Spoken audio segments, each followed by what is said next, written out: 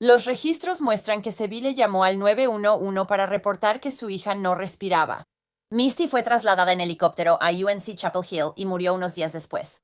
En la corte, los fiscales dijeron que los médicos documentaron que Misty tenía lesiones similares a un accidente automovilístico grave.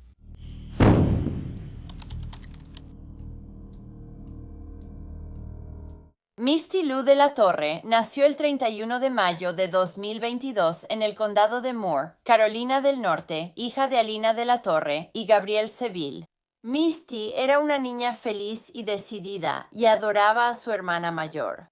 La madre de Misty, Alina, conoció al padre de la niña, Gabriel, en un sitio de chat militar en 2021.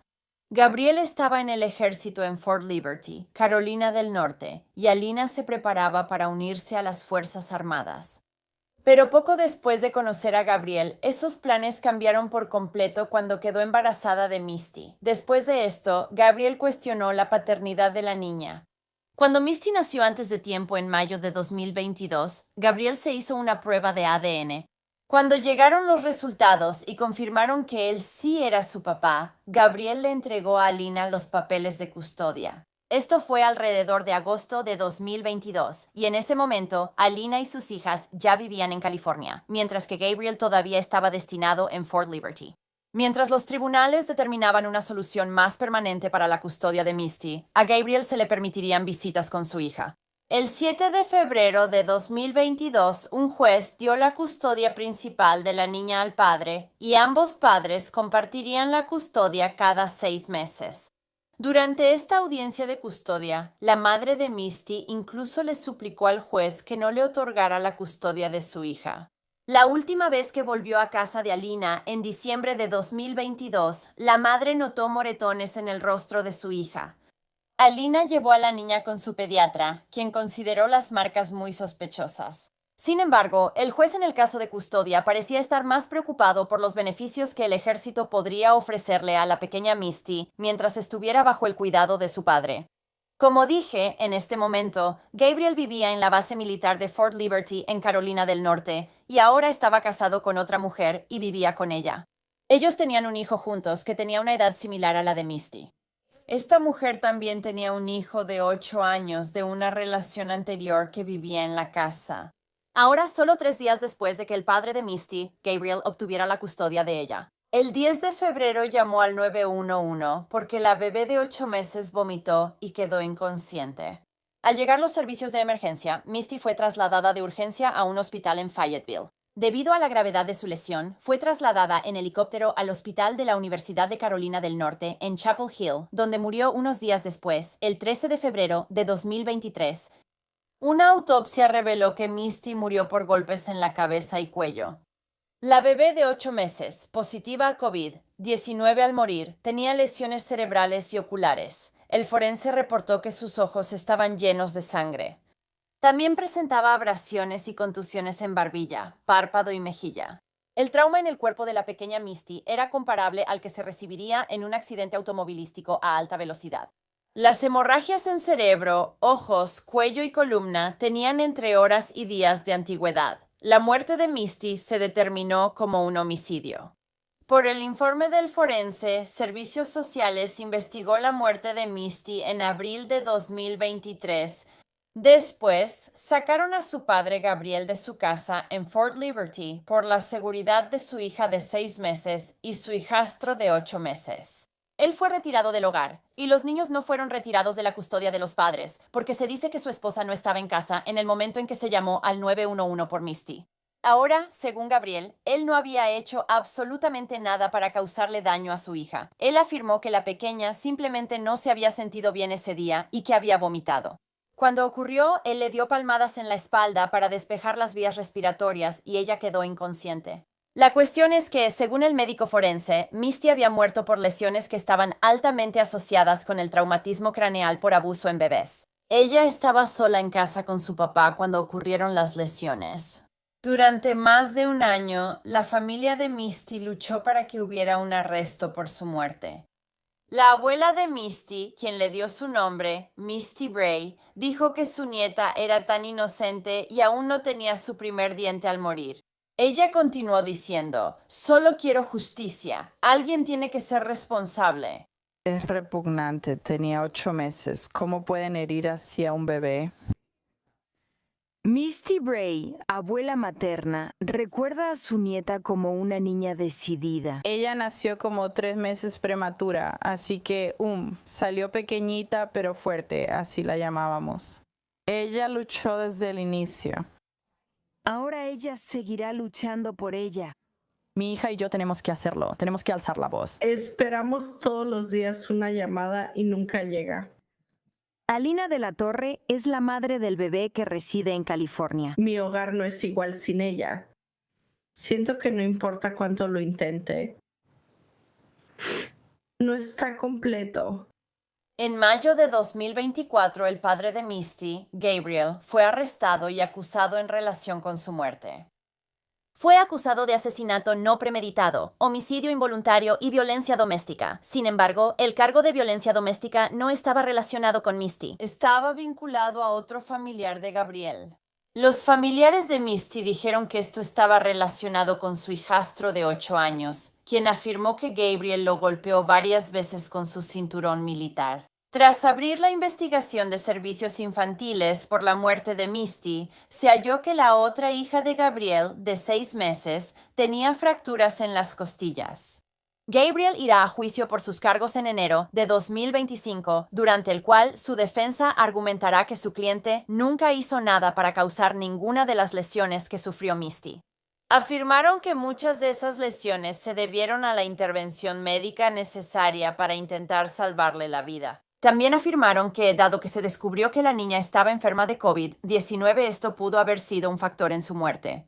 Pero, incluso si Misty tuviera vulnerabilidad a hemorragias o problemas de coagulación, como sugería la defensa, es casi imposible que ella tuviera tantas hemorragias espontáneas en diferentes sitios al mismo tiempo, simulando traumatismo craneal masivo, sin sangrado en otras partes del cuerpo. Esto según el informe forense. El tribunal también escucharía cómo el padre de Misty, Gabriel, le había enviado un mensaje de texto a su esposa poco antes de que se realizara la llamada al 911 ese día. En los mensajes, él decía que le dolía la cabeza y que la bebé de 8 meses no dejaba de gritar. Cuando la llamada al 911 se reprodujo en la corte, los familiares de Misty tuvieron dificultades para escucharla. Descubrieron que Gabriel, mientras hablaba con emergencias recibiendo instrucciones de RCP para su hija, también enviaba mensajes a su esposa, lo que generó dudas sobre si realmente hacía RCP a la niña. Pero a pesar de toda esta evidencia, para sorpresa de todos, al final del juicio de Gabriel, que se llevó a cabo en un tribunal militar, un jurado lo declaró no culpable y fue liberado bajo palabra. La familia de Misty estaba indignada por el veredicto. Su madre, Alina, afirmó que el ejército le falló a su hija y expresó su enojo. Siento que le fallaron a Misty. Ahora él puede vivir como si Misty nunca hubiera existido. La evidencia estaba ahí. La fiscalía hizo su trabajo. El jurado no hizo su trabajo. Buscábamos cierre y justicia, pero solo fuimos una burla, como si no importáramos, como si Misty no importara. Siento que el ejército nos falló a Misty y a mí y solo protege a los suyos. Alina también habló de su hija, a cuya cama corrió ese febrero al recibir la llamada. Jamás olvidaré el frío que sentí al tomar su mano. La madre de la niña planea demandar civilmente a Gabriel Saville por la muerte de Misty y afirma que su familia seguirá luchando por justicia. Para empeorar, la familia de Misty fue acusada de agresión simple tras una pelea en el hospital al enterarse de las lesiones de la niña. Aparentemente, estos cargos fueron presentados en su contra por Gabriel. Sin embargo, no se sabe nada sobre el estado actual de esos cargos.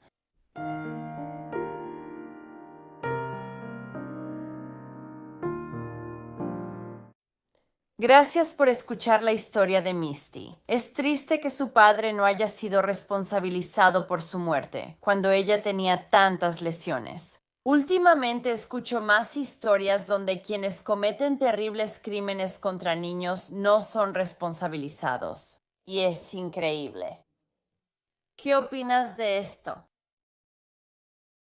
El investigador se aleja del cuerpo de Ellie, mira a Kim y por medio del intérprete le informa que Elliot tiene un balazo en la cabeza. Esta declaración se suma a informes contradictorios entre la familia Blair y autoridades mexicanas. Autoridades mexicanas afirman que la joven de 33 años cayó del balcón del tercer piso del hotel y lo consideran un accidente. Elliot Blair nació el 18 de julio de 1989 en Long Beach, California, hijo de Tom y Estela. Se decía que Elliot era muy talentoso y tenía muchas habilidades, pasatiempos y pasiones. Le encantaba estar al aire libre y las aventuras, incluyendo manejar vehículos todoterreno, andar en moto todoterreno y acampar en el desierto. Elliot también amaba el océano, las playas y los deportes acuáticos. Además, era una mecánica muy hábil, algo que aprendió trabajando en autos y motores con su papá Tom. Disfrutaba la comida y mejorar sus parrilladas y pizzas. Elliot también era talentosa en la música y tocaba guitarra. Se graduó de preparatoria en 2007 y luego ingresó a la Universidad Estatal de California. Aquí recibió una licenciatura en economía. Después de graduarse de la universidad, asistió a la Facultad de Derecho Loyola en Los Ángeles, donde obtuvo un título que le permitió convertirse en abogada. En 2017, Elliot logró su trabajo soñado como defensora pública en la oficina del Defensor Público del Condado de Orange. Elliot sentía gran pasión por su trabajo. Durante sus prácticas en la oficina del Defensor Público del Condado de Orange, en el verano de su primer año de Derecho, Elliot conoció al amor de su vida, Kimberly Williams Blair. Kimberly también fue contratada eventualmente como defensora pública adjunta por la misma oficina. Tras 8 años juntos, se casaron el 15 de enero de 2022 en la bodega Wilson Creek en Temecula, California. Luego compraron su casa soñada en Orange, California. Elliot y Kim tuvieron su luna de miel en 2022 en el Resort Las Rocas en la playa de Rosarito, al sur de Tijuana. A la pareja le gustó tanto este resort en particular que continuaron regresando allí una y otra vez. Y cada vez pedían quedarse en la misma habitación en el tercer piso, la habitación 308.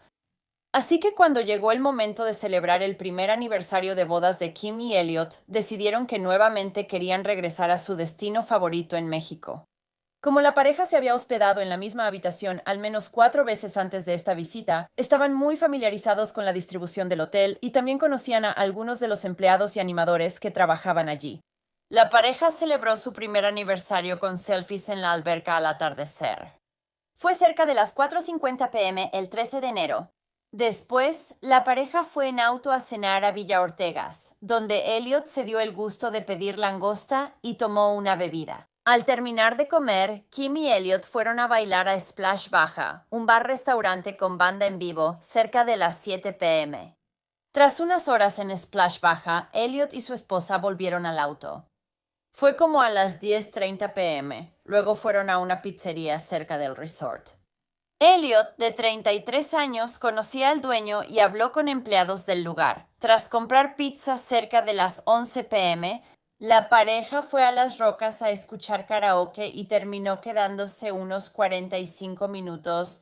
Elliot tomó una margarita y tras un día divertido, la pareja se retiró a su habitación para descansar. Kim se metió rápido a la cama y durmió, mientras Elliot tomó una ducha antes de acostarse. Sin embargo, lo siguiente que supo Kim fue que eran la 1:40 de la mañana y se despertó al escuchar 2 voces que venían de afuera de la puerta de la habitación del hotel. Se sentó y se dio cuenta de que Elliot no estaba ahí. Sin embargo, sus pantalones deportivos seguían en la orilla de la cama. De repente, Kim escuchó a un hombre afuera gritar: «Señora, señora, ¿este es su novio?». Salió corriendo al pasillo, descalza y en pijama. Fue entonces cuando vio a 2 hombres que la miraron y luego señalaron hacia abajo, por encima de la barandilla, hacia la planta baja. Kim miró hacia abajo y vio el cuerpo sin vida de su esposo, con el rostro en el suelo. Kimberly bajó corriendo para acompañar a su esposo, quien solo vestía ropa interior, camiseta y calcetas. Tampoco había sangre a su alrededor y no tenía heridas en el rostro. Kim pidió una ambulancia, pero le dijeron que ya había venido y se había ido. La llamada al 911 fue a las 12:50 a.m. y los paramédicos habían llegado a la 1:07 a.m. Pero se habían ido después de solo 10 minutos al ver que no había señales de violencia ni signos de vida en Elliot. Kim sabía que su esposo jamás saldría del cuarto del hotel en la noche solo con ropa interior y camiseta. Él solo estaría fuera de la habitación del hotel a esa hora si hubiera escuchado algo o si alguien hubiera llegado a la puerta. Entonces, ¿por qué salió? Kim pasó 4 horas en el vestíbulo del hotel sin volver a su habitación. Y mientras la interrogaban, le preguntaron si ella y Elliot habían estado peleando, lo cual negó rotundamente. Les dijo que estaban en su viaje de aniversario, estaban celebrando, no peleando. Mientras Kim estaba en el vestíbulo tras la muerte de su esposo, el cuerpo de él quedó expuesto y sin cubrir. Alrededor de las 5:45 a.m., el cuerpo de Elliot fue retirado del resort. A Kim finalmente le dijeron que podía irse antes de que le devolvieran su cartera. También mencionó que durante las 4 horas que estuvo en el vestíbulo siendo interrogada, la policía no habló con nadie más. Aunque dijo que no vio que entrevistaran a nadie, la policía afirmó que sí interrogaron a unas pocas personas en el hotel. Además, revisaron la habitación donde Elliot y Kim se habían estado hospedando, buscando señales de una pelea, preguntándose si tal vez la pareja había tenido una fuerte discusión. Sin embargo, no encontraron nada. Según las autoridades, Elliot oyó ruidos fuera de su habitación de hotel, salió a investigar y accidentalmente cayó en unos escalones de concreto. Cuando murió, Elliot tenía 0.1 de alcohol en sangre, 2 puntos sobre el límite legal en Estados Unidos. Kim informó a las autoridades que su esposo tomó 5 o 6 bebidas esa noche, pero no parecía muy intoxicado. También les dijo que en los 9 años que había conocido a su esposo, nunca lo había visto tan intoxicado como para no poder cuidarse a sí mismo. Las autoridades pensaban que el alcohol probablemente fue un factor en la muerte de Elliot. Cuando se realizó una autopsia al cuerpo de Elliot en México, se determinó que había muerto por una lesión cerebral traumática. Concluyeron que su muerte fue accidental, sin violencia. La familia de Elliot no creía que su muerte fuera un accidente y tenía varias razones para pensarlo. Se hallaron rastros de sangre en el baño del hotel, lo que indica que Elliot había resultado herido y había estado sangrando, ya fuera que se hubiera herido antes de salir de la habitación o que, después de lesionarse, hubiera regresado al baño, todo mientras su esposa dormía. Esto también implicaba que no pudo lesionarse solo al caer de la barandilla. Según un informe policial, se halló sangre en varios sitios, pero no se sabe de dónde se tomaron las muestras. Los investigadores hallaron más sangre en el pasillo, la pared del corredor y el piso frente a la puerta de la habitación del hotel. Y algunas de las muestras resultaron ser sangre de animal, lo cual es aún más extraño. Kim también dijo que un detective de policía vestido de civil, que llevaba una placa, le dijo en la escena que su esposo había sufrido una herida de bala en la cabeza. Pero el informe de la autopsia no pudo confirmar ninguna lesión compatible con una bala o incluso con un arma punzocortante. Buscando obtener algunas respuestas sobre cómo murió realmente Elliot, su esposa contrató a un médico forense para realizar una segunda autopsia al cuerpo de Elliot en Estados Unidos. La segunda autopsia mostraría varias lesiones en su cuerpo. Primero, tenía moretones en brazos y piernas, raspaduras en rodillas, una lesión en un dedo del pie izquierdo y cerca de 40 fracturas en la parte trasera del cráneo. Esto le dejó claro a la doctora que algo no cuadraba. Realmente no había ninguna evidencia que indicara que esto fuera un accidente. Las lesiones que Elliot había sufrido no eran consistentes con una caída. La evidencia indicaba que fue asesinado por uno o más hombres esa noche. Era claro que Elliot fue golpeado en la cabeza antes de caer. Al caer debió estar inconsciente porque no intentó protegerse. Además, las fracturas estaban en el lado opuesto de su cabeza, no en el que estaba contra el concreto. Generalmente, la gente sobrevive a caídas como esta, ya que el balcón estaba a solo 6 o 7 metros de altura. Había una lesión penetrante en la cabeza de Elliot que generaba dudas y que no pudo ser causada por una caída. Kim dijo, por medio de un intérprete, que un policía le informó sobre una herida de bala en la escena. Quizás solo hablaban de esa lesión penetrante. No se oyeron disparos esa noche. Había un moretón muy oscuro en el brazo de Elliot, que probablemente era una lesión de defensa. Para entonces, las autoridades mexicanas ya habían hablado con Kim sobre varias posibilidades de cómo había muerto Elliot. Había muchas teorías sobre lo ocurrido, pero ninguna consideraba que alguien atacara a Elliot. El fiscal de Baja California dijo que Kim contó a la policía que su esposo salió de la habitación para ahuyentar unas palomas. Ella afirmó que nunca contó esa historia a la policía. Ella les contó a través de un intérprete que ese día Elliot había espantado unas palomas del techo del pasillo. El cuerpo de Elliot fue embalsamado en México antes de que su familia pudiera obtener una muestra de sangre para una prueba toxicológica independiente. Su familia quería refutar que Elliot estuviera ebrio la noche en que murió. Dicen que en esa región de México es común embalsamar un cuerpo en las primeras 24 horas, pero la esposa de Elliot, Kim, dijo que las autoridades mexicanas también los alentaron a cremar el cuerpo de Elliot casi de inmediato.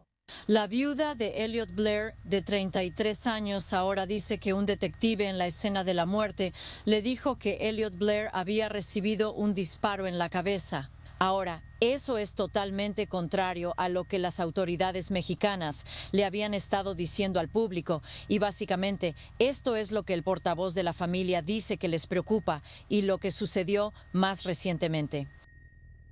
El fiscal local publicó el informe, indicando que tenía un alto nivel de alcohol en la sangre y que fue un trágico accidente. Kim estuvo con él toda la noche, no estaba borracho, no encaja. La familia quería reivindicarlo diciendo que él no estaba borracho, él no se cayó, algo no está bien. Para hacer una prueba toxicológica debe ser antes del embalsamamiento. La mamá de Elliot está en Tijuana esperando afuera de la funeraria mientras nuestros investigadores van en camino para recoger el cuerpo. Ese es Case Barnett, portavoz de la familia, quien no acusó directamente al fiscal mexicano de encubrimiento. La familia está muy frustrada por no obtener información que tenga sentido.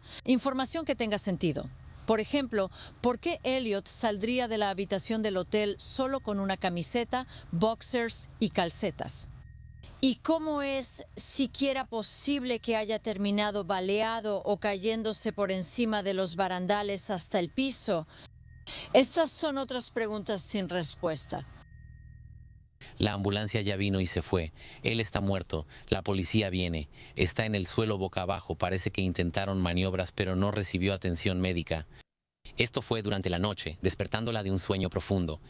Uno suma lo del detective cerca de Elliot diciendo que le dispararon en la cabeza, más el informe del funcionario mexicano que atribuye la muerte a un alto nivel de alcohol y un accidente trágico. La familia simplemente no sabe, no podemos obtener información que encaje. La familia de Elliot tuvo que pelear con autoridades mexicanas para repatriar su cuerpo a Estados Unidos. Como si no fuera ya sospechoso, unas horas antes de la muerte de Elliot, él y Kim fueron detenidos en Rosarito por 2 policías por pasarse un alto. La pareja regresaba al resort la noche del 13 de enero tras ir al bar de karaoke cuando la policía los detuvo y les pidió dinero. La pareja respondió que no tenía el dinero en efectivo que les exigían. Elliot se mantuvo firme y mostró su gafete a los oficiales diciendo: «Somos abogados. No estamos aquí para jugar, pero tampoco vamos a dejar que se aprovechen de nosotros». Finalmente, Kim y Elliot juntaron $160, todo su dinero, y se lo dieron a la policía antes de que los dejaran ir.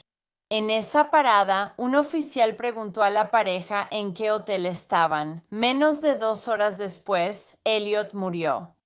Su familia y los investigadores de la familia ahora están tratando de obtener las grabaciones de las cámaras de seguridad del hotel, así como más informes de las autoridades para averiguar qué fue lo que realmente pasó.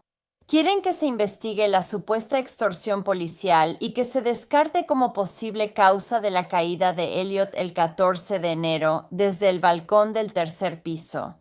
Kimberly dijo sobre su esposo: «Quiero que todos conozcan a mi Elliot. Quiero que la gente sepa que él no era un borracho que se cayó accidentalmente del balcón. Quiero que conozcan quién era, su corazón y su sonrisa». Eso es una de las únicas cosas que me mantiene en pie en este momento, la idea de hacer esto por él, de honrar su nombre. Él era mi apoyo, mi todo. Esta mañana, la esposa del defensor público de California, Elliot Blair, habla por primera vez sobre la misteriosa muerte de su esposo en un resort mexicano el mes pasado. Aún no puedo dormir en cama. No puedo. Duermo en el sofá porque la última vez que estuve en la cama me despertaron y encontré a mi esposo. Dad. Sus amigos dicen que Elliot siempre se sentía seguro en Rosarito, su refugio y lugar feliz. Familia y amigos lo recordaban como un abogado muy dedicado que solía quedarse hasta tarde ayudando a sus clientes. Personas acusadas de delitos que no podían pagar un abogado. Se realizó una vigilia por Elliot el 26 de enero en Orange, California, y su funeral se llevó a cabo el 11 de febrero de 2023, donde asistieron cientos de personas. Legisladores de California y la comunidad legal de Orange crearon una página de GoFundMe para que la familia investigue y recaudaron más de $117,000.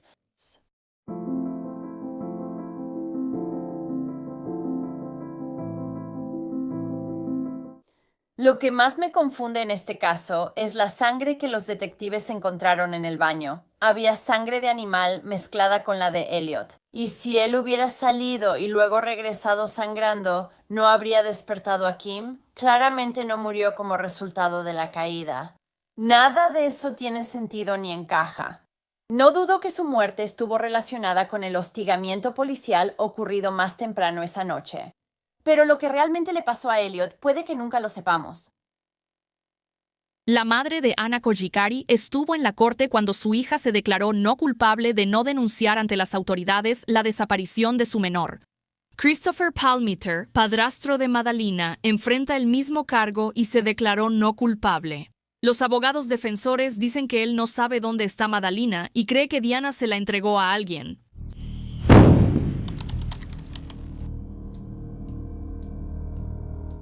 Madalina Kojikari nació el 11 de abril de 2011 en Moldavia. Su madre es Diana Kojikari. Se desconoce quién es su padre biológico.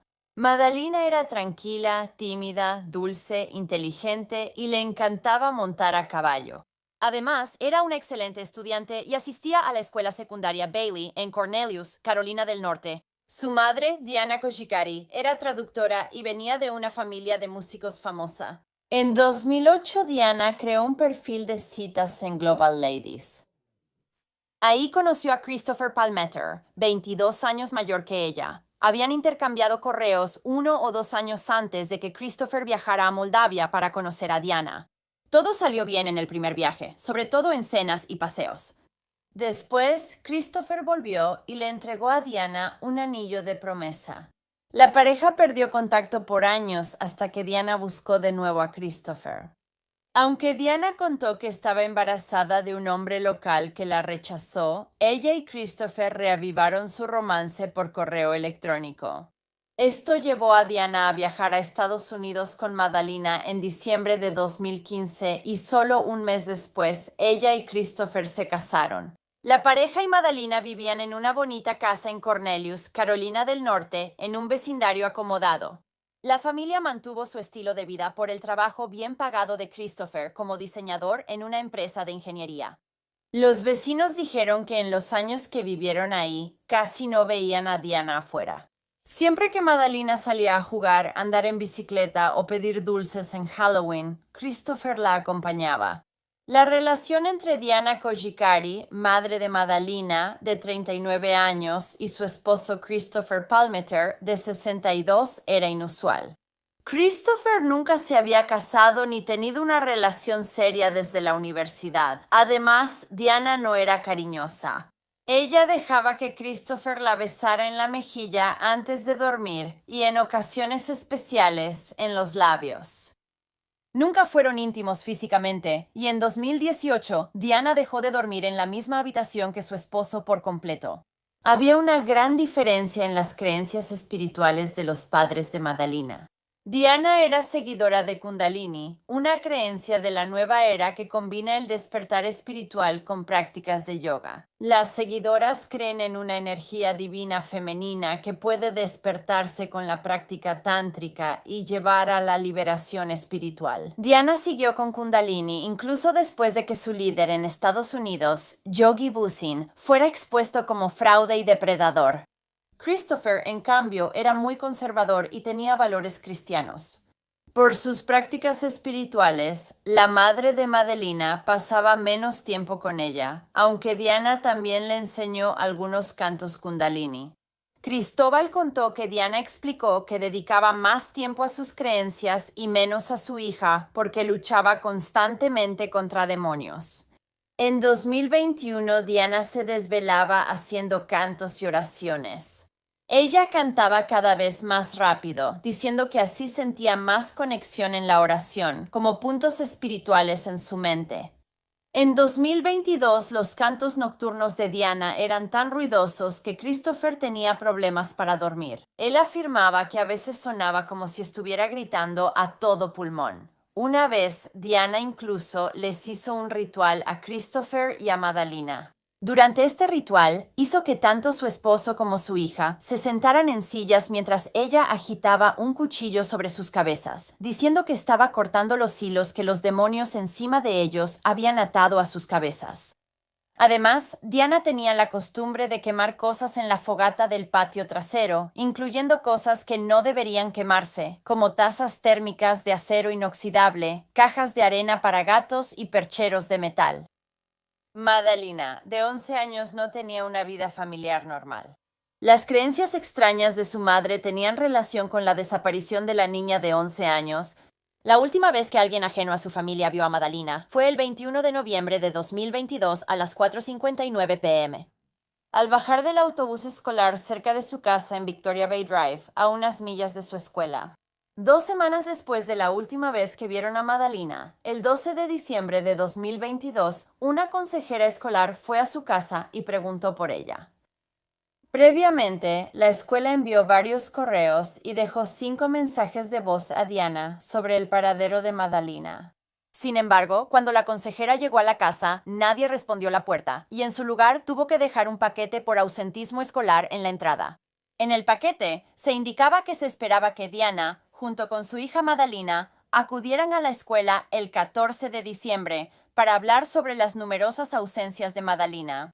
El día de la reunión, la niña no llegó, pero su madre sí, por lo que se contactó a la policía. Madalina llevaba semanas desaparecida y nadie lo reportó hasta ahora. Tan pronto como las autoridades fueron notificadas, emitieron una alerta de persona desaparecida, la cual indicaba que Madalina Kojikari fue vista por última vez usando jeans, tenis Adidas rosas, morados y blancos, una camiseta blanca y una chaqueta. Ella medía 1.47 metros y pesaba unos 41 kilogramos. La búsqueda empezó de inmediato y la policía obtuvo una orden de cateo para la casa familiar. Diana informó a las autoridades que vio a su hija por última vez el 23 de noviembre a las 10 de la noche. Ella contó que ella y Christopher pelearon esa noche y que él fue a Michigan por cosas de la casa familiar. Cuando Diana revisó a Madalina la mañana siguiente, día de Acción de Gracias, cerca de las 11:30 a.m., no la encontró. Según Diana, prefirió no preguntar a Christopher por Madalina. No le preguntó hasta que él volvió a casa el 26 de noviembre. Cuando la policía habló con Christopher, dijo que no había visto a Madalina el día que se fue a Michigan y que no la veía desde una semana antes. Cuando regresó el 26 de noviembre, le preguntó a Diana dónde estaba Madalina y ella le respondió volteando la pregunta, no lo sé. ¿Tú sabes dónde está? Christopher también justificó no haber visto a Madalina por un tiempo diciendo que pensaba que estaba con amigos, y también pensó que había ocasiones en las que ella estaba en su cuarto porque había visto las luces encendidas. 2 días después de que se reportara la desaparición de Madalina, de 11 años, Diana y Christopher fueron arrestados por no reportarla antes, conforme a la ley de Cayley. La jueza dijo que Diana había obstaculizado la investigación y que solo había reportado la desaparición de su hija a regañadientes. Ella fue detenida con fianza de $250,000 y Cristóbal con una fianza de $200,000. Durante una búsqueda en la casa familiar, la policía descubrió que también faltaban algunos objetos personales de Madalina, incluyendo parte de su ropa y su mochila. También parecía que había algunos pequeños cuadrados de alfombra recortados tanto en la habitación de Madalina como en la sala de estar. Parte de la cocina estaba cubierta con madera contrachapada, y Cristóbal explicó a los investigadores que quería hacer un departamento. Se incautaron 25 objetos de la casa familiar, incluidos 3 iPhones. La policía incautó $8,100 en efectivo del bolso de Diana, envueltos en papel aluminio.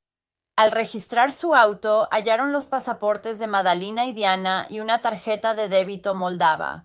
La policía halló recibos que mostraban que Diana envió miles de dólares a su madre y a un sacerdote en Moldavia. Más tarde se halló un mensaje de Facebook que Christopher envió poco después de que Christopher envió a su pariente Mary Palmiter McCreary, poco después de que incautaran objetos. Le dijo: estamos en una investigación. Maddie desapareció y la policía se llevó nuestros dispositivos electrónicos. Afortunadamente tengo un teléfono viejo y no se llevaron mi computadora personal, quizá porque no la vieron. Diana la usa para llamar a sus padres. Al inicio de la búsqueda, cientos de investigadores participaron en el caso, siguiendo cerca de 250 pistas, recorriendo la zona y entrevistando a cientos de personas en Carolina del Norte, otros estados y fuera del país. El FBI también investigó. La policía también habló con los vecinos de la familia para obtener información que los ayudara a encontrar a Madalina. Varias personas dijeron ver a la pareja quemando objetos en una fogata en el patio trasero. Cosas como una cama y un sofá o cojines, pero la policía aún no confirma estos objetos. Esta fue toda la información que estuvo disponible públicamente en relación con la desaparición de Madalina durante un tiempo. Pero luego, el 8 de marzo, 107 días después de que la pequeña Madalina desapareciera originalmente, se hicieron públicos nuevos documentos. Eso reveló que Diana tenía un primo, Octaviano Sebanu, a quien le pidió sacarlas clandestinamente de su casa en Cornelius. Ella afirmó que no era feliz en su relación con Cristóbal y que quería un divorcio, lo cual probablemente sería lo más fácil de hacer, simplemente divorciarse en lugar de pedirle a alguien que las sacara clandestinamente. Las cámaras del 16 de diciembre captaron a Madalina en Sugar Mountain poco después. Supuestamente, la vieron con un hombre parecido al primo de Diana, Octaviano, el único familiar consanguíneo de la niña de 11 años en Estados Unidos. Tras investigar más, se concluyó que el avistamiento era falso y la niña no era Madalina. Tras la desaparición de la niña, la policía grababa las llamadas de Cristóbal y Diana. En una llamada, Diana habla con su madre sobre una gran bolsa de dinero, depósitos y sugiere que Cristóbal vendió a Madalina por dinero. En una charla con su hermano y su cuñada, Cristóbal comenta que Diana posee mucho dinero en efectivo y que se avecina una situación financiera. Su hermano le dice que no se preocupe. En conversaciones grabadas entre Diana y Cristóbal, ambos esposos se dicen que no tienen idea de dónde está Madalina. Se halló un mensaje en el teléfono de Diana donde decía que Madalina estaba con ella el 2 de diciembre. El 4 de diciembre Diana mandó otro mensaje diciendo que estaba en las montañas buscando, lo que sea que eso signifique. Supuestamente también la vieron haciéndose un cambio de aceite en Hickory, a hora y media de su casa, el 3 de diciembre. Pero Madalina no estaba con ella. La noche del 4 de diciembre, una oficial vio a Diana sola dormida en su auto cerca de Lonesome Mountain. Christopher y Diana estaban en la cárcel esperando juicio. Y se descubrió que durante el tiempo de Christopher en la cárcel, la policía lo había colocado intencionalmente con un informante. Durante su estancia, le confiscaron los cuadernos de la cárcel. Diana Kojikari no fue a juicio porque se declaró culpable de no reportar a tiempo la desaparición de su hija. Ya había cumplido su condena y fue liberada tras la sentencia en mayo de 2024. Supuestamente, Diana culpó a su esposo, Christopher Palminer, de no reportar antes la desaparición de su hija porque, según afirmó, temía su reacción. Durante el tiempo que Diana estuvo en la cárcel, también se le imputó otro cargo después de que se descubriera que tenía cocaína mezclada con fentanilo. La policía informó que hallaron registros telefónicos que relacionaban a Diana con personas del narcotráfico. Al salir de prisión, los reporteros le preguntaron a Diana si sabía dónde estaba su hija. Respondió: "Eso espero que esté a salvo". Christopher salió bajo fianza, pero tendría juicio en mayo de 2024. Él afirmó que no sabía que Madalina estaba desaparecida hasta que habló con funcionarios de la escuela y la policía. Durante el juicio de Christopher, su testimonio reveló que desconocía que Diana le robaba hasta después de su arresto. Christopher describía a su esposa como alguien que controlaba todo en casa y decía que Diana era distante e impredecible. Christopher pensaba que su esposa había escondido a Madelina, quizá con su familia moldava, y que nunca la hallarían.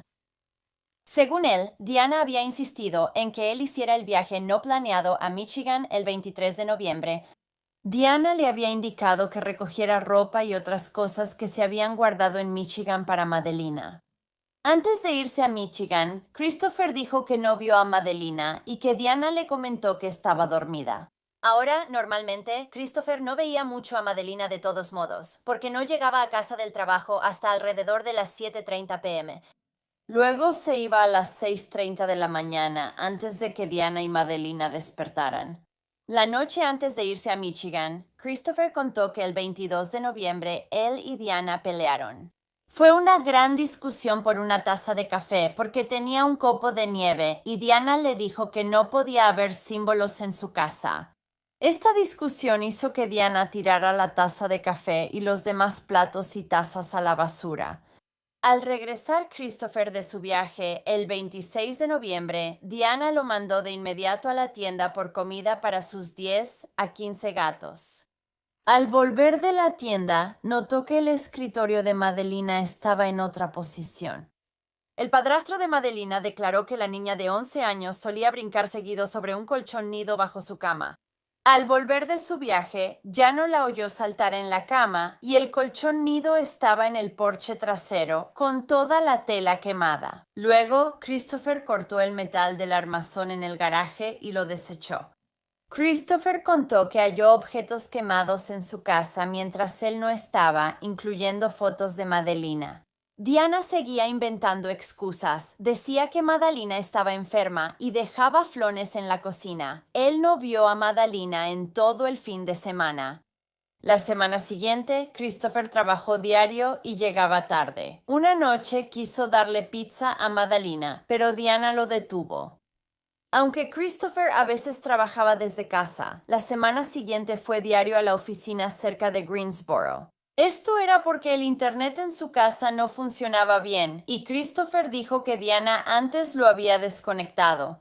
Luego, el 6 de diciembre, Diana le dejó una nota a Christopher que decía: «Nos fuimos de excursión», refiriéndose a ella y a Madelina. Y esto era algo que la madre y la hija solían hacer con frecuencia, salir juntas de excursión a las montañas. Christopher luego dijo que había recibido una nota de ausentismo escolar de la escuela de Madalina el 9 de diciembre y al día siguiente tuvo que buscar en línea qué significaba ausentismo. Luego buscó a Diana y Madalina, pero no pudo encontrarlas. Afirma que no vio a Diana hasta el 11 de diciembre y Madelina no estaba con ella. Aún así, él no creyó que la niña estuviera desaparecida. Antes de recibir la nota de ausentismo, Christopher habló con Diana y le pidió ver a Madelina, pero Diana cambió el tema y le dijo que no era asunto suyo. Días después, al preguntar por Madalina, Diana le respondió que no eran su familia y debía buscar la suya. Él habló de la nota de ausentismo con Diana, pero ella no se mostró preocupada, ni siquiera cuando Christopher le dijo que podrían ir a la corte. Cristóbal también le sugirió a Diana en ese momento que, si no estaba satisfecha con la educación que Madalina estaba recibiendo, tal vez debería educarla en casa, ya que ella había sido maestra en Moldavia. Cristóbal contó que el 9 de diciembre empezó a sospechar que su esposa lo dejaría al encontrar cajas de plástico llenas de artículos de cocina.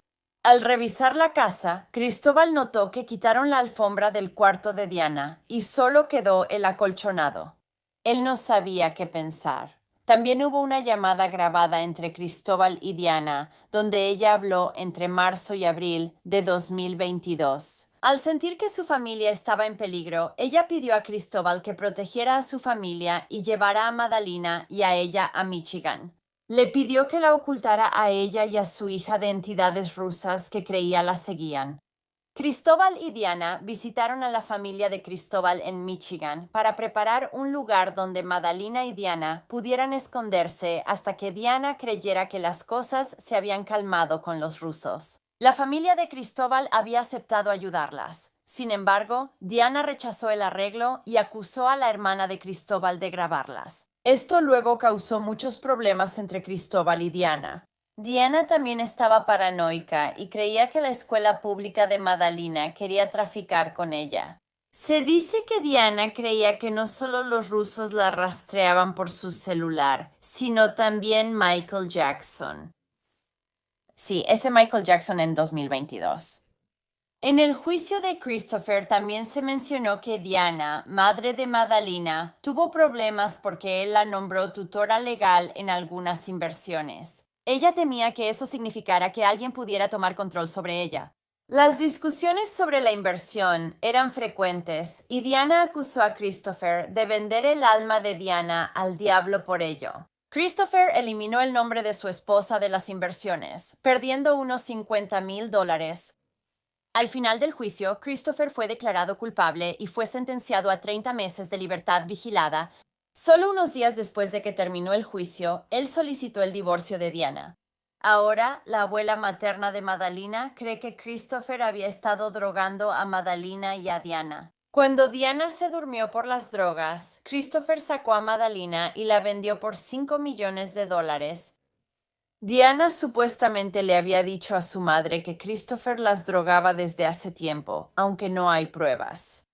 Rodica Kojakari, la madre de Diana y abuela de Madalina, estuvo en la corte el jueves y habló con Queen City News afuera del juzgado. Una traductora nativa de ruso proporcionó una transcripción a Queen City News. Mis hijos cayeron en manos de traficantes de niños. Mi nieta está viva, la vendieron junto con Diana por $5 millones. Rodica dice que quiere regresar con su hija y nieta a Moldavia, en Europa del Este, porque siente que corren peligro en Estados Unidos. Robarte a tu hijo o a tus hijos, Dios no lo quiera. Hay que detener a esa banda lo antes posible. Es una verdadera banda, ¿entiendes? Una verdadera banda. Debemos detenerlos, solo son 15. Solo conozco a 5 de ellos y a los otros 10 no los conozco. Y creo que Madalina está con esa persona, con Satova. Ese hombre corpulento de 63 años, Madalina está con él ahí, eso creo. Algunas personas especulan que Diana Kojikári sufre de una enfermedad mental, lo que le provoca delirios graves, incluido uno que la hizo pensar que alguien quería hacerle daño a ella y a Madalina por una inversión. Aunque nunca le han diagnosticado oficialmente ninguna enfermedad mental, esto solo es una especulación basada en todas las cosas locas que había hecho antes. Meses después de salir de prisión en junio de 2024, Diana Kojikári fue señalada por la policía como principal sospechosa de la desaparición de su hija. Poco después, en septiembre, Diana Kojikári dejó Estados Unidos. Publicó en redes una foto suya en un avión con la leyenda, en camino desde JFK, Nueva York, luego a Bucarest. Si ella regresa a su país natal, Moldavia, va a ser muy difícil para la policía presentar más cargos en su contra, ya que Estados Unidos no tiene un tratado de extradición con Moldavia. Se hicieron varias vigilias por Madalina, una tras su desaparición, otra en abril de 2023, para recordar su cumpleaños número 12, y otra en abril de 2024, para celebrar su cumpleaños número 13. Madalina Kojikári continúa desaparecida. Si tienes información, llama al Departamento de Policía de Cornelius al 704-892-363 o a la Oficina Estatal de Investigaciones 9-662-4500. Es la luz de las velas, una chispa de luz en medio de un momento oscuro para la gente de aquí, en Cornelius.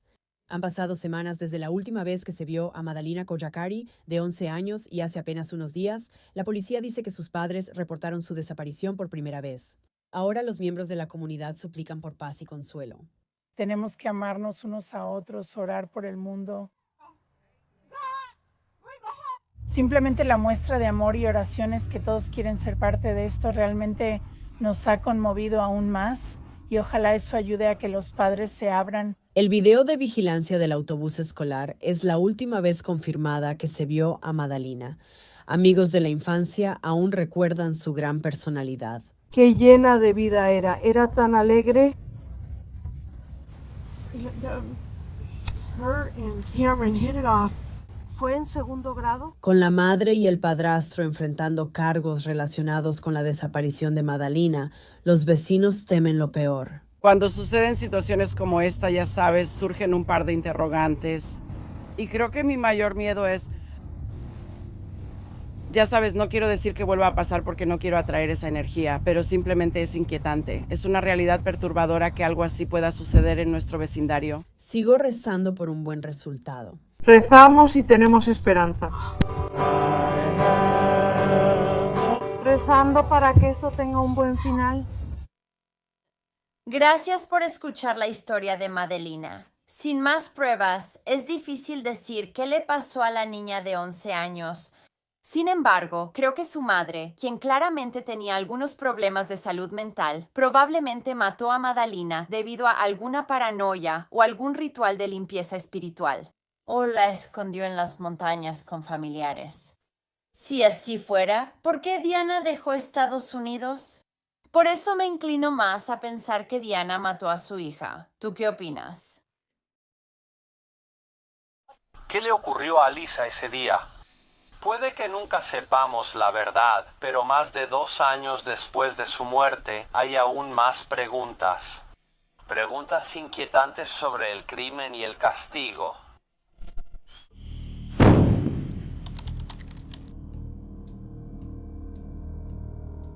Elizabeth Guernsey nació el 2 de noviembre de 2007 en Columbia City, Indiana, hija de Kelly Spranger y Michael Guernsey.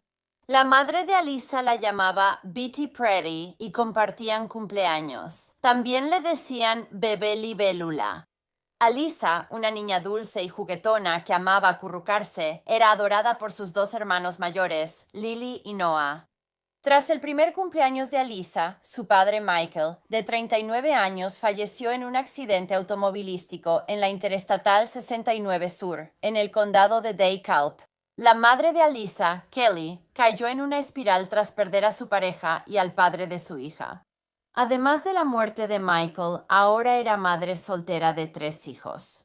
Antes de que naciera Alisa, Kelly luchó con adicción y depresión. Incluso fue encarcelada y perdió la custodia de los hermanos mayores de Alisa. Había trabajado mucho para recuperarlos y había avanzado, pero tras la muerte de Michael, Kelly volvió a sus viejos hábitos.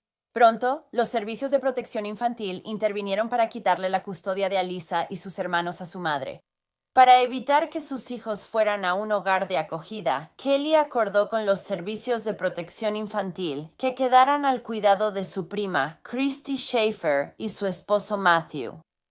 Christy se ofreció a cuidar de los niños hasta que Kelly pudiera recuperarse, y no era la primera vez que ella los cuidaba. Ella ya los había cuidado antes, cuando Kelly estuvo en la cárcel. Además, como Christy tenía hijos, el arreglo funcionaba bien para todos.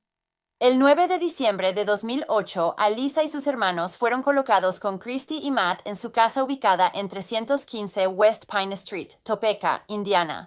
La pareja ya tenía 4 hijos propios, así que en este momento estaban asumiendo la responsabilidad de tener 7 niños. La hermana mayor de Alisa, Lily, era doble amputada y necesitaba cuidados extra. La cantidad de niños en la casa no era lo único que hacía que esta situación no fuera ideal. También estaba el hecho de que tanto Christy como Matt estaban desempleados. Matt había estado dependiendo de una pequeña cantidad de $360 a la semana de sus beneficios de desempleo, así como del poco dinero que recibía de la manutención de uno de sus hijos. De más está decir, el dinero era escaso en ese gran hogar.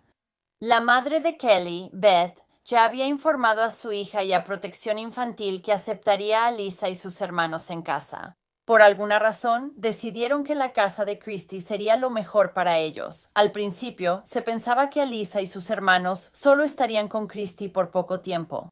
Sin embargo, la madre de los niños, Kelly, no estaba haciendo todos los esfuerzos posibles para dejar las drogas y se negaba a hacerse una prueba de drogas que le exigían los servicios sociales. Esto llevó a que le imputaran negligencia. Y entonces el Estado tomó la custodia legal de los hijos de Kelly y los colocó con Christy y Matt. Como el dinero escaseaba, menos de un mes después de que los niños se quedaran con Christy y su familia, el 6 de enero de 2009, Christy solicitó que los pagos del Seguro Social de Lily, la hermana mayor de Alyssa, de $6.37 al mes, se le asignaran a ella. Unos días después, el 12 de enero, una trabajadora social revisó a los niños y confirmó que estaban bien. Poco después, todo comenzó a desmoronarse en el hogar. Alyssa era una niña normal, feliz y sana antes de que la entregaran a Christy. Sin embargo, poco después de mudarse con ella, comenzó a perder cabello y a tener heridas por todo el cuerpo. Alyssa, antes juguetona, ahora estaba más retraída y ansiosa. Christy comenzó a llevar seguido a Alyssa al doctor por distintas lesiones, siempre con excusas para cada una. Incluían moretones, cabello arrancado, cortaduras, raspones, marcas y un ojo morado. En una visita al doctor el 27 de enero de 2009, Alyssa recibió una sutura por un corte en la frente que, según Christy, fue tras una caída. Luego, el 9 de febrero de 2009, Alyssa y sus hermanos faltarían a una visita programada con su madre porque Christy afirmó que Alyssa y Noah estaban enfermos. Era la segunda vez en menos de un mes que los niños faltaban porque estaban enfermos. Al día siguiente, un agente de servicios infantiles visitó la casa y afirmó que los niños estaban en perfecto estado de salud. Días después, Alyssa regresó con su pediatra, la doctora Egley. Durante la visita, Christy comentó que la niña perdía cabello y se le formaban moretones fácilmente. La doctora notó que Alyssa tenía sarpullido, costras y moretones por toda la cara. Pero después de realizar varias pruebas, se determinó que la niña no tenía nada, estaba sana. Christy intentaba atribuir las lesiones de Alyssa al síndrome alcohólico fetal y a la falta de atención prenatal de su madre. Christy mintió al decir que la niña nació adicta a las drogas, lo cual era falso. Según Christy, esto había hecho que Alyssa fuera muy torpe. Ella dijo que intentó poner barreras para bebés para evitar que Alyssa se lastimara, pero no funcionó. Después, Christy sugirió que quizá Alyssa tenía leucemia y por eso perdía el cabello. Pero la cosa es que el cabello se cae por el tratamiento contra el cáncer, como la quimioterapia, no solo por tener cáncer. Parece que el doctor solo seguía las indicaciones de Christy, ya que le realizaba más pruebas a Alyssa para ver si tenía leucemia. Christy decidió contactar a los servicios de protección infantil y les informó que creía que Alyssa tenía cáncer, aunque no había diagnóstico. Semanas después, Alyssa fue llevada al doctor nuevamente por episodios inexplicables de vómito y diarrea. Ahora, la mamá de Alyssa, Kelly, ya se había enterado de todas estas visitas de su hija al médico. Por eso, empezó a preocuparse por Alyssa. Siempre que la mamá quería ver a su hija, Christy inventaba excusas como que estaba enferma, dormida o de mal humor. Kelly nunca podía ver a la niña. Kelly no era la única a quien Christy estaba evitando. Christy también estaba evitando al papá biológico de Lily y Noah. Él solía ver a sus hijos, pero en febrero llamó a servicios sociales para quejarse de que Christy los alejaba. Cuando la mamá de Alyssa y otros familiares la veían, notaban que ya no era la niña dulce y juguetona de antes. Sin embargo, los servicios de protección infantil ignoraron repetidamente sus preocupaciones por el bienestar de ella. El 3 de marzo, Alyssa volvería al médico por una lesión en el brazo. También tenía moretones cerca del ojo izquierdo y más pérdida de cabello. Cuando la doctora preguntó a Christy por las lesiones, ella dijo que su esposo Matt llevó un perro nuevo muy hiperactivo que tiró a Alyssa. La doctora creyó estas versiones y dijo a Protección Infantil que no veía sospechosas las lesiones. No sería hasta que pasó más de una semana y finalmente le hicieron una resonancia magnética al brazo de Alyssa que se descubrió que la niña tenía una fractura. También en ese momento la revisó la doctora Fallon por sus moretones. Tampoco pudo encontrar ningún problema en Alyssa y, en cambio, sugirió que se movía tanto en su cuna que ella misma se había causado las lesiones, lo cual es absolutamente una locura que una doctora siquiera sugiriera esa posibilidad. Alisa terminaría con un yeso en el brazo y le recetarían Vicodin, aunque de alguna manera Christy se quedaría sin el medicamento en solo unos días, mucho antes de lo que debería. Pero esto aún no levantó ninguna señal de alerta para la doctora y simplemente renovó la receta. Además, solo unos días después de que le pusieron el yeso en el brazo a Alisa, Christy afirmó que se le cayó solo. El 28 de marzo antes de las 7 p.m., Christy subió a Alisa y a los otros niños al auto, diciéndoles que iban a rentar una película y comprar cajitas felices en McDonald's. Durante el viaje en auto, Christy se enfureció de repente con Alisa por alguna razón. Esto resultó en que Christy le dio un puñetazo en la cara a Alisa, le jaló el cabello y luego le golpeó la cabeza repetidamente contra el asiento del auto. Alisa perdió el conocimiento y su cabeza cayó al frente. Mientras Christy atacaba a Alisa, su hermana menor Lily la observaba desde el asiento junto a ella. Cuando Lily preguntó a Christy qué le pasaba a Alisa, Christy le gritó: «¡Deja de preguntar eso!». La niña pequeña dijo que escuchó ronquidos o gruñidos de su hermanita. Tras agredir brutalmente a la niña, Christy hizo sus mandados y volvió a casa. Cuando llegó, metió a los otros niños y les dio su comida, pero dejó el cuerpo sin vida de Alisa en su asiento para auto. Finalmente llevó a Alisa adentro, y fue entonces cuando Christy afirmó que se dio cuenta de que algo andaba muy mal con ella.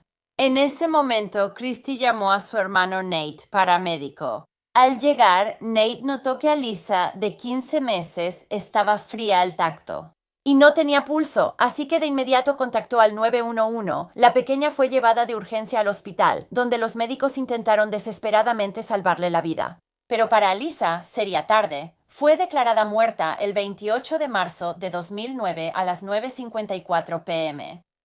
El rostro de la niña estaba hinchado y con moretones, su cuerpo también, y tenía sangrado interno en la cabeza por el trauma. Los investigadores también descubrieron 2 cortadas en su boca, que tenían aproximadamente una semana de antigüedad, y una herida reciente en su labio. La autopsia determinó que Alisa murió por traumatismo con objeto contundente y fue clasificado como homicidio.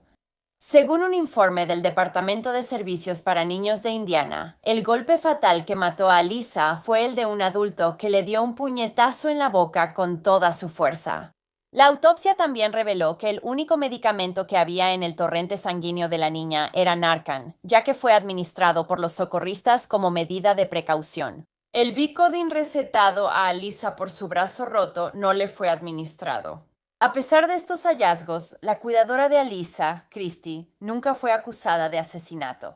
La fiscalía optó por que un gran jurado decidiera los cargos contra Christy. La acusaron formalmente de 2 cargos por negligencia hacia una persona dependiente, no por asesinato. Además, el esposo de Christy, Matt, obtuvo inmunidad total y mantuvieron la custodia de sus hijos.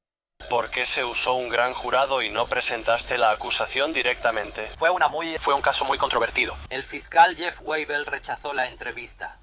Hablé con él fuera de su oficina. No tenía claro cuál era el mejor cargo. Pensé que un gran jurado era la mejor solución para eso. ¿Es útil convocar un gran jurado en este caso? No, esperarías que el fiscal revisara las pruebas y tomara una decisión basada en la evidencia que tuviera. Joel Shume es profesor y experto legal en la Facultad de Derecho de la IU. El proceso de un gran jurado es muy secreto, así que no hay transparencia. No sabemos qué les dijeron, qué no les dijeron o cualquier otra cosa que haya pasado en ese proceso. Como el proceso es tan secreto, no se sabe por qué Schaefer fue acusado solo de un cargo relativamente menor de negligencia y no de negligencia con resultado de muerte. En mayo de 2011, Christy se declaró culpable.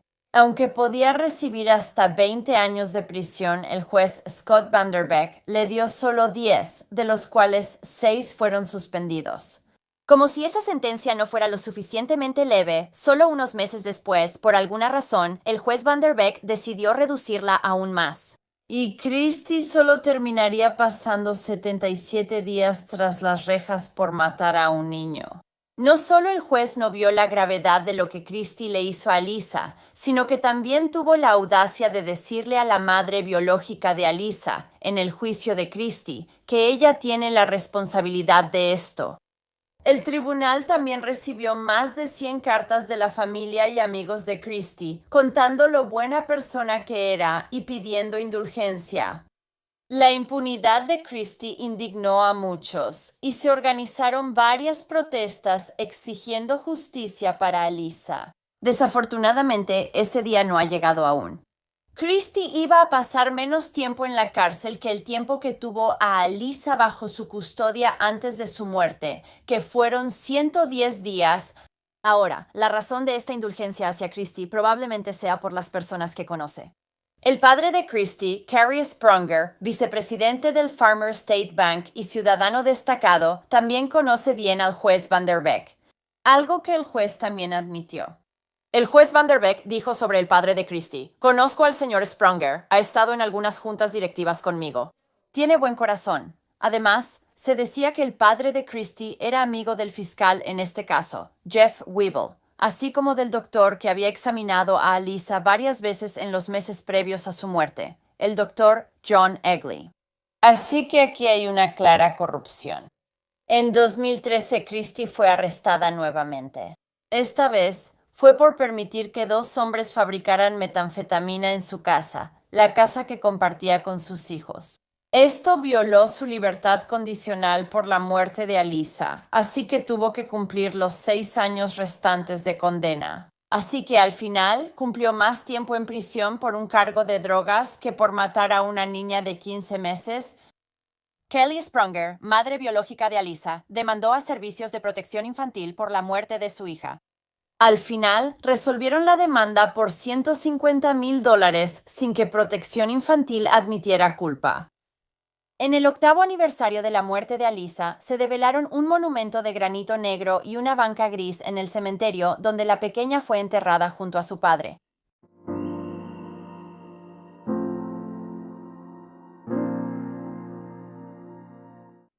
Gracias por escuchar la historia de Alyssa. Solo 77 días en la cárcel por matar a una niña. Es increíble. Esto me recuerda al caso de Emerson Whitby que cubrí aquí hace tiempo. Su madre lo asesinó, pero terminó saliéndose con la suya por una relación personal que tenía con el juez. Es repugnante lo corrupto que puede ser el sistema legal, sobre todo cuando se trata de estos pobres niños inocentes. Alyssa Martin y su esposo Bradley estaban listos para un divertido día en el estadio de béisbol. Iban a ver a los Cardenales contra los Cachorros en el estadio Busch con amigos y compañeros de trabajo. Lo que no sabían era que el día terminaría en tragedia.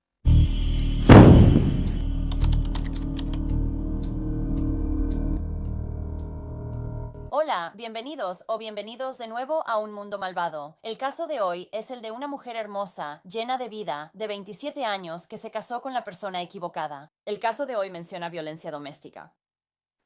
Por favor, tenlo en cuenta antes de seguir con el video. Esta es la historia de Alyssa Martin.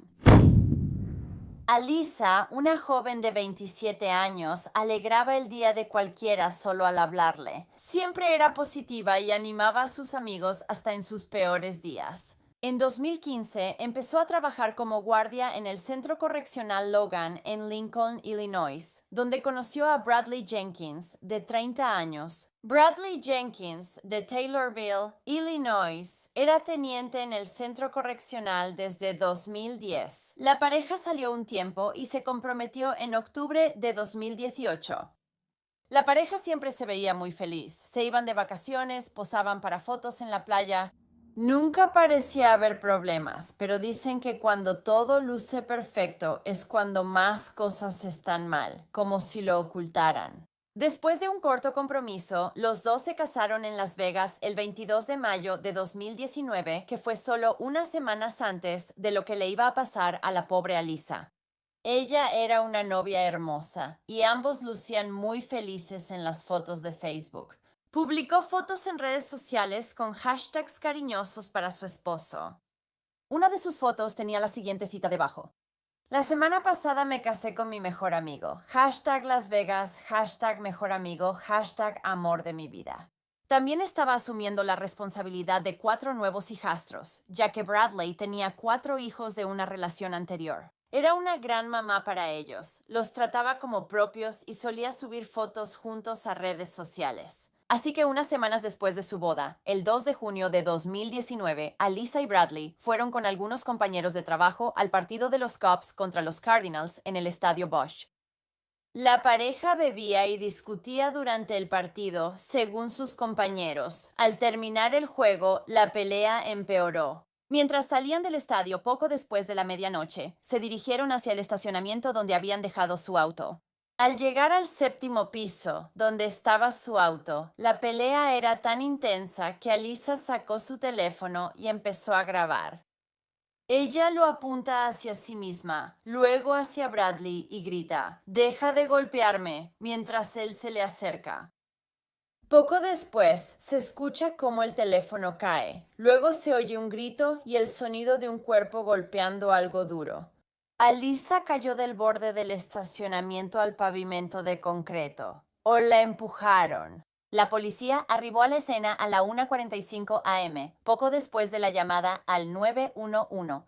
Los oficiales encontraron a Bradley encima del cuerpo sin vida de Alyssa, cubierto de sangre. Los oficiales notaron que él parecía agitado y también intoxicado. La caída y el impacto fueron demasiado para el cuerpo de Alyssa y no pudieron salvarla. Los oficiales encontraron el teléfono de Alyssa y todavía estaba en el 7º piso grabando. Estaba directamente arriba de donde su cuerpo inmóvil yacía. Bradley mintió varias veces a la policía durante el interrogatorio. Él sí les dijo que tuvieron una pelea durante el juego, pero dijo que no había estado en el 7º piso con ella. Él había estado solo en la planta baja y ella estaba arriba sola. Afirma que la pelea no fue física, pero sí lo fue. Mintió a la policía enseguida. Había algo raro. Cabe mencionar que Bradley Jenkins tenía un pequeño historial delictivo. No sé si Alyssa lo sabía. Sin embargo, probablemente no debería haber estado empleado en el Departamento de Correcciones dado su historial problemático. En 2012, Bradley le dio un puñetazo en la cara a una mujer en un bar. Luego fue acusado de agresión agravada, un delito grave. Sin embargo, ese cargo luego se redujo a solo un delito menor y pasó 60 días en la cárcel con 18 meses de libertad condicional. Vaya, está bien. No solo eso, sino que hubo una solicitud presentada por su abogada, supongo, para terminar su libertad condicional 6 meses antes. ¿Por qué razón? No lo sé. Pero se la concedieron. Así que al final solo recibió 12 meses de libertad condicional y 60 días de cárcel por golpear a una mujer en la cara en un bar. En diciembre de 2016 en ese bar, Bradley golpeó a un hombre en la cara. Te digo, debieron detenerlo más tiempo. Otra vez fue acusado de agresión agravada, que luego se redujo a un delito menor. Esta vez lo sentenciaron a 2 años de libertad condicional. Uy, un poco más fuerte el castigo para él. No puede hacer cosas como salir del estado. La libertad condicional de Bradley por ese incidente terminó el 9 de mayo de 2019. Cabe destacar estos cargos y la razón probable de su reducción. Los documentos judiciales muestran que el fiscal del estado es amigo del tío de Bradley. Bradley también es pariente de otro amigo del fiscal del estado. ¡Qué conveniente! Excompañeros de trabajo de Bradley, que también trabajaron con Alyssa, también dijeron que él era innecesariamente cruel con los reclusos. Así que este tipo simplemente no era nada bueno. Honestamente me pregunto si ella lo sabía. Él tuvo que haber tenido tendencias violentas hacia ella. Estoy segura de eso, si le dio un puñetazo en la cara a una mujer en un bar que ni siquiera conocía. Seguro le pegó en algún momento. Quiero decir, no lo sé con certeza, pero estadísticamente hablando, el hecho de que Alyssa sacara su teléfono y el hecho de que Bradley tuviera estos cargos anteriores me lleva a creer que sus peleas a menudo se volvían físicas. Y esto pudo haber sido algo muy común en la relación de ella y Bradley. De lo contrario, ¿por qué habría sacado el teléfono para empezar a grabar? Las imágenes que la policía recuperó del teléfono de Alyssa llevaron a encarcelar a Bradley con una fianza de $100,000 en efectivo. Fue acusado de agresión doméstica, un delito grave de 3er grado, no de asesinato. Sin embargo, en septiembre de 2019, los cargos contra Bradley fueron retirados debido a la falta de pruebas en su contra. En ese momento, estaban seguros de que presentarían los cargos en cuanto reunieran más pruebas. Aún así, tardaron 2 años en reabrir el caso y volverlo a acusar por el mismo delito, agresión doméstica, un delito grave de 3er grado. De nuevo, no lo acusaron de asesinato, así que en abril de 2022 fue cuando volvieron a presentar cargos contra Bradley. Esta vez solo le pusieron una fianza en efectivo de $1,000, así que por supuesto ahora mismo está fuera de la cárcel y actualmente está esperando su juicio. Muchos esperan que antes del juicio los cargos se agraven porque acusan al hombre solo de agresión doméstica, pero creen que debería ser acusado de asesinato. Había pruebas en su celular de que él le daba puñetazos en la cara. Luego se escucha cómo cae en el teléfono y ella. Es sospechoso. Tal vez no actúan por falta de evidencia, pero a mí eso me parece bastante concluyente. No lo sé. La madre de Alicia demanda a Bradley Jenkins por muerte injusta en un caso civil y también incluye a 3 empresas. Interpark LLC es el estacionamiento. BPV Marketplace LLC probablemente les sirvió alcohol en el juego, aunque no encontré más información. También Whelan Security Company. Esa es la empresa de seguridad contratada para el evento. Flores y velas se colocaron frente al Centro Correccional Logan en memoria de Alisa. Los demás oficiales correccionales también dedicaron una placa en su memoria que se colocaría en el área principal de los guardias de la instalación. No solo continuamos con nuestra vigilancia, sino que comenzamos esa vigilancia sabiendo que la oficial Martín siempre estará cuidándonos. En nombre del Consejo APSTOMY 31 APSTOMY Local 2073, me gustaría dedicar oficialmente esta placa y la develación para todo el personal presente. La violencia doméstica nunca es justificable y a menudo los testigos la notan demasiado tarde. Desafortunadamente, ese fue el caso de la hermosa y alegre Alisa Martín. Ojalá acusen a Bradley de asesinato, ya que el asalto doméstico como delito grave de 3er grado no basta para quien mató a alguien. Alisa, su familia y amigos merecen más justicia, ¿no crees? Gracias por acompañarme hoy y por escuchar la historia de Alisa. Si disfrutas historias de crímenes reales, suscríbete aquí abajo y vuelve seguido, porque cada semana habrá al menos un caso nuevo. Gracias por visitar Un Mundo Malvado. Adiós. Gracias a los patrocinadores de Un Mundo Malvado. Ahora hay aún más de Un Mundo Malvado en Patreon, así que échale un vistazo en patreon.com a Wicked World o usa la aplicación de Patreon. Tendrás acceso a videos exclusivos cada mes y mucho más. Cualquier apoyo realmente ayuda a asegurarnos de que las víctimas nunca sean olvidadas y a resaltar las deficiencias de la sociedad asociadas con cada caso. ¿Tienes sugerencias de historias? Escríbeme a awickedworldtruecrime@gmail.com.